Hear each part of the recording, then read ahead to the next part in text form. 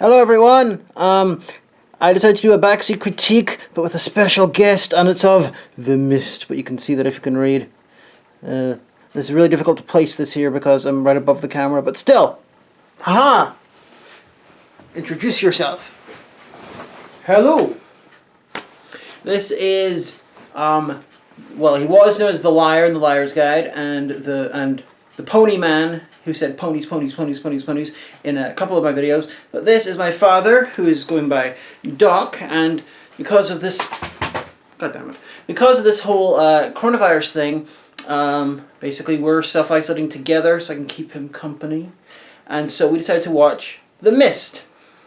Because that's just the cheerful, uplifting movie you need when you're self-isolating and the world's going to hell in a handbasket outside. To be fair, the original idea was going to be Reefer Madness, the musical, but then I was like, wait a sec, The Mist, excellent. So, what did you think? Wait, first 5 minutes, no spoilers, then afterwards you're going to get spoilers. So.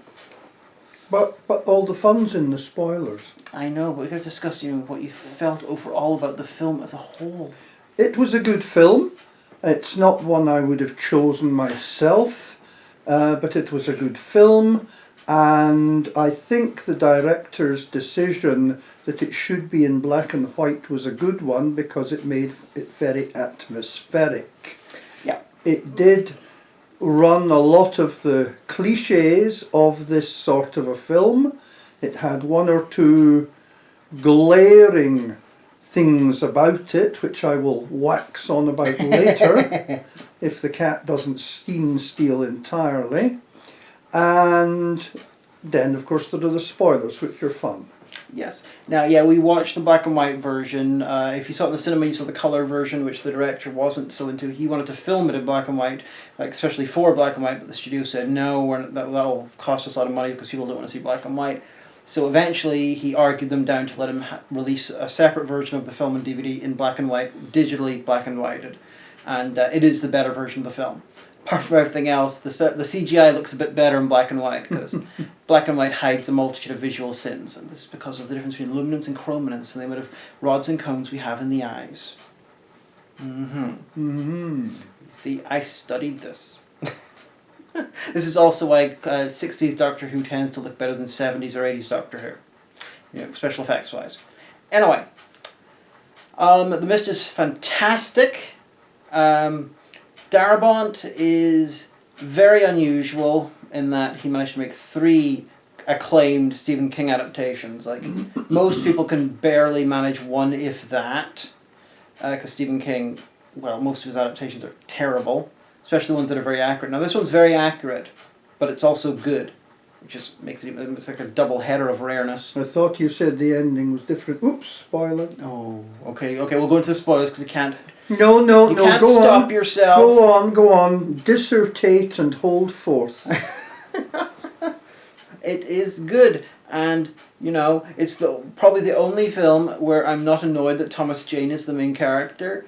I mean, I don't have anything against Thomas Jane personally, but he really resembles Christopher Lambert, and it's really distracting to see a guy who looks like Christopher Lambert speaking with an American accent when Christopher Lambert, if you've seen Highlander, played Conor McLeod, has this weird Swiss-French accent. Whereas the Scottish Sean Connery is supposed to be an Egyptian or something. He was an Egyptian who was pretending to be a Spaniard, so that was some of the Highlander, slightly deep lore, because, someone who only saw the film once years ago would think he was Spanish, but good.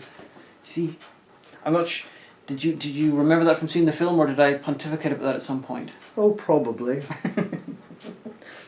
Yeah, I did a separate video actually about how ancient Egyptians speaking with a Scottish accent is actually pretty hilariously accurate because of the myth of Scotia. Absolutely. If you watch my my RC about that, the Highlander accidentally accurate video, it goes into detail, but it is rather funny. But anyway, spoiler territory, go. Well, I haven't had my rant about the things that I thought were funny about it. Go for it then. Go for it. Well, first of all, and the spoilers may come in, why are these soldiers such wimps? In every situation like this where you've got people brought together in adversity, Why are the military people who are in the party useless? Here you've got three young, presumably testosterone-fueled soldiers who are caught up in this situation, and all they do is mope around and eventually remove themselves from the scene. But that's fair enough because they probably shouldn't have revealed exactly how the mist happened, but they did, and my feeling is the soldiers were deliberately they were freaking out because they knew what had happened, and so they were deliberately trying just to keep themselves to themselves and not be noticed because they were like, oh crap, this is our fault. I don't think that young men in uniform are that much into insight and, oh God, that's my fault. Well, Stephen King might disagree. Okay. Okay, my other rants involve the way that the beasts from the other dimension, which are so scary, and indeed they're pretty unpleasant, They are basically just arthropods doing things that humans find ultra scary. They're from the Todash space. If you look at the novella and the works of Stephen King, his mythos, they're beasts from the Todash space. Really? Well, they still look like arthropods who are fundamentally always scary to humans, and they do things that humans find ultra scary. This is true, yeah, that's a fair point. Given all the dimensions out there, I think it's a big coincidence that that's the one they happen to bring in. It's like the way on Star Trek, all intelligent aliens just happen to be humanoids just like us, but with funny foreheads. Excuse me, I know several Tholians who would be very upset at hearing you say that. They're crystalline crabs. Well, who were only ever seen in the original series and Enterprise. Yeah, I wonder why that was. Maybe they worked for more money or something. Anyway, they looked dodgy as hell in the original series, and they're CGI in Enterprise. But that is my thing. That it's just this totally. You've got these beasties, and basically they've come from another dimension, and they've basically got all the checklist of things that people find scary from a zillion movies beforehand, rather than anything new or original, or even just maybe holding back a bit of mystery. Yeah, that's a very, very fair point. A couple of them they did try to go more all out, like the giant monster at the end. Oh, yes. That one was properly sort of non-Euclidean. Yeah, that was their equivalent of the brachiosaur in Jurassic Park. Yeah, and the flying ones they went a bit more out on, and whatever the tentacle thing was, because we only saw bits of that. Because we've never ever had a monster with a zillion tentacles that grab people and pull them to their doom in a film before. We don't know what they were connected to, though. Oh. Might have been connected to a rather large replica of Fatty Arbuckle. You don't know. Well, that would have been quite scary. But yeah, that's a fair enough point. That no real argument against that. It's horror convention, but you made some complaints about the mist being so thick, and that it technically wasn't a mist; it was a fog. Yep. And which is also a fair point, but I don't know for sure, but I got the feeling it's so thick just to hide the monsters more, because then you spend less money on them. And it works better for tension. Well, yes. I mean, in the film, you've got to have the thick mist, whereas in the book you can just spin it about how things look and leave it to the reader's imagination. Yeah. Noteworthy in the book that you don't actually see the giant monster. They drive through a footprint of one, which is bigger than the car itself. So that would have been good. That would have been good visual. Yeah. But have you any other complaints to make about this very fine film? No.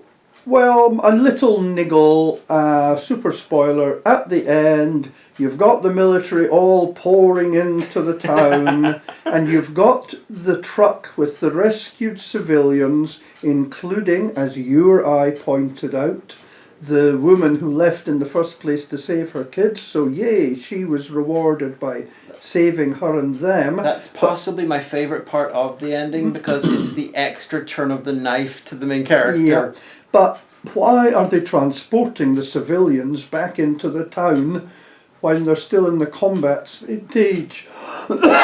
Pardon me, I'm overcome with emotion or something. You're tired and emotional. But, why are they transporting the civilians back into the town when they're still basically going up against the monsters? It's a very fair point. It doesn't make any much sense, but it does make that it gives it an extra bit of spice. But about the ending. The ending was good, and it was a subversion of the cliches, especially since you could see the way you were being set up to see the growing bonding between action man, artist, hero, and the special needs teacher, glamorous blonde woman. Yeah, because you'd be like, his wife is dead. They're going to be a couple. Yeah, very much so. You're being set up for that cliche. But the whole ending thing was, let's just say, it was a reminder that faster isn't always better. Yes. If you haven't seen the film and you don't want to see the ending, skip forward about a minute, because it is one of the best twist endings in film history. I mean, it's so cruel. But if you don't care, listen on. Basically, they escape, because they spend most of the time in the supermarket, and then they escape away from this crazy religious cult. And then they drive on, and they find out that the main character's wife is dead as expected, because, there was a big hole in their house, so the monsters got her. And they keep driving on until they run out of gas. They have 4 bullets left and 5 people in the car. Main guy, with everyone's consent, shoots the others, tries to commit suicide. Including his cute son. Including his son. And then... And the blonde woman. Yes, that he was developing a thing with. And then he tries to commit suicide by yelling to the monsters in the mist to kill him. And then enrolls the army a second later to the wonderful music of a host of seraphim. And... they're destroying the mist and killing the monsters. And then among the soldiers, you've got this woman who at the very start was sort of begging for help to go back so she could save her children. And no one came. She pointedly asked the main character to come with her to help. He's like, no, I can't go. I've got to protect my son. And then she goes. And then after his son's dead, he sees her there with her children. She's perfectly fine. And it's like, oh yeah. But hilariously, the one who plays her... Yes, the one who plays her, she plays Carol in The Walking Dead. Now, in The Walking Dead, there's Carol and there was Carl, who's the boy. But Carol's the older one. She had children. She was a housewife. And basically, over the course of the series, she became one of the show's sort of most efficient, killers of men and zombies. Okay. So, as far as I'm concerned, this is her secret origin. This is why she adapted so well to killing people in the zombie apocalypse. Because she managed to kill a bunch of monsters in the mist. How do you know? Maybe she didn't. Maybe she was just lucky. Well, that's probably what they were going for, but this is just my headcanon. Oh, okay. But this is the same character. Okay. Of course, those children, and if I'm right, those children that she went to save, they all ended up dead. Have we run out? No. Here's the problem, that you kept making comments during the film. You're supposed to, build them up to unleash at the camera. Well, I'm sorry, I'm new to this world of high art. High art, me laughing at the suffering of fictional characters? Laughing at the cliches and the predictable cliches. I mean, there was a lot of, you could say, Jurassic Park, Alien, Lord of the Rings, especially with the music.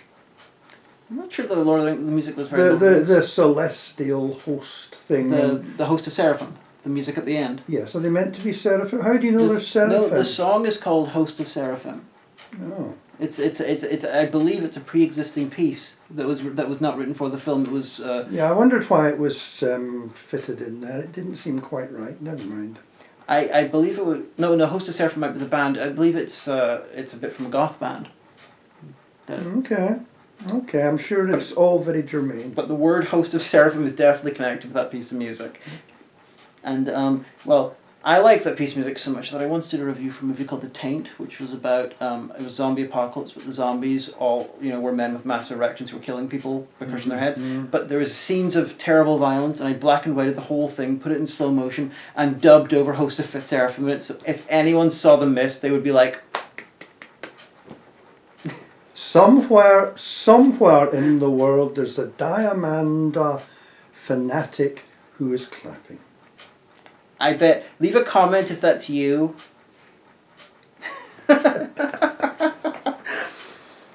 But the And this other thing about the film Mm-hmm. was the number of people you look at and think, oh yeah, that's him. I've seen him in now. What did I see him again in? Yes. Yeah, where was he before? And I mean, okay, poor Captain Holt didn't last very long, but yeah. he was the only one I figured, yeah, I know him. But the We're others, holding on to him, and then it's like, oh no. oh no, bye Captain Holt. But the others, you know, the blonde woman and the older guy in the car, and you're thinking, I've seen you before in something. The local guy in the cap who went from being an asshole to being one of the good guys to becoming a religious fanatic. Oh yeah, he's in a lot. Yeah, it's William Sadler, who played Death in Bill and Ted and played the leader of Section 31 in Star Trek Deep Space Nine. No. And was the president in the MCU in several films. Just saying. But yeah, you got about a quarter of the original cast of The Walking Dead, which is pretty fun, because right after this, Frank Darabont went over and he created The Walking Dead, and he was fired after like one season, which is a bit rough considering Maybe they were scared about what he'd do for the season finale. The season finale was the only bad episode in season 1 of The Walking Dead. It's like it's the strongest season of the show. Oh well.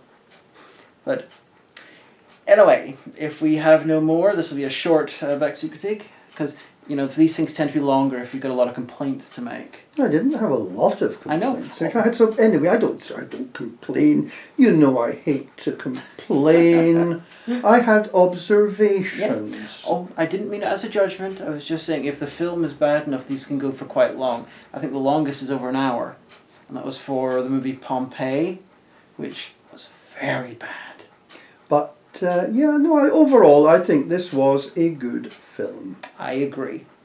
And if you're wanting something to really make you feel depressed as you socially isolate and wonder what the world is coming to, The Mist is for you. Damn right. Perfect summation. See you guys later on. Oh no, I can never find the button of this new camera. Where is it?